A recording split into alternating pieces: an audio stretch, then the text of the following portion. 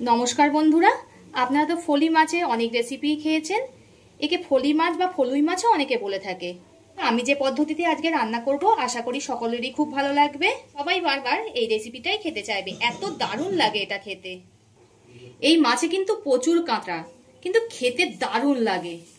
আমার চ্যানেলে নতুন হয়ে থাকলে চ্যানেলটিকে সাবস্ক্রাইব করে আমার পাশে থাকবেন। তার কথা না বাড়িয়ে আজকে রেসিপিটা শুরু করা যাক। আমি এখানে 7 পিস ফলি মাছ নিয়ে নিয়েছি, অনেকে এটাকে ফলুই মাছও বলে। এতে দিয়ে দিলাম লবণ, হলুদ গুঁড়ো, ভালো করে মাখিয়ে নেব।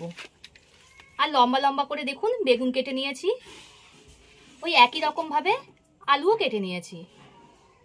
একটা কড়া গরম হতে বসিয়ে দিয়েছি, এতে দিয়ে দেব সরষের তেল। কড়াটা আমার গরম হয়ে গেছে। এবার নুন হলুদ মাখিয়ে রাখা মাছটা দিয়ে দেব ভাজার জন্য।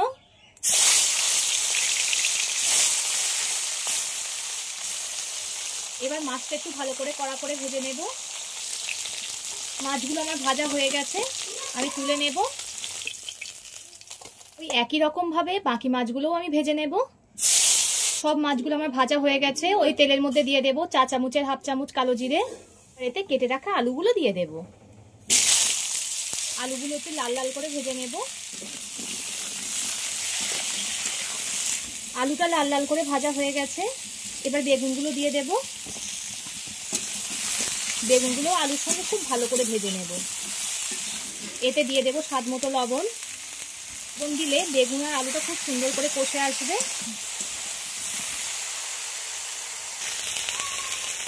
বেগুন আর আলু খুব সুন্দর করে কষে এসছে।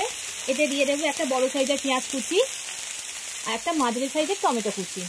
এই সমস্ত কিছুকে আবারও ভালো করে ভেজে নিতে হবে। পেঁয়াজ টমেটো দিয়ে আলু বেগুন আমার খুব ভালো করে ভাজানো হয়ে গেছে। এবার এতে দিয়ে দেব হলুদ গুঁড়ো, কাশ্মীরি লঙ্কা গুঁড়ো, আবারও ভালো করে ভেজে নিতে হবে। সব কিছু খুব সুন্দর করে কষানো হয়ে গেছে। এবার এতে পরিমাণ মতো জল দিয়ে দেব। এই চা চামচের মাপ করে 3 চামচ সর্ষে আমি বেটে নিয়েছিলাম, সেটা পুরোটাই দিয়ে দেব। এবার ঝোলটাকে একটু ফুটতে দেব। ঝোলটা খুব সুন্দর করে ফুট ধরেছে।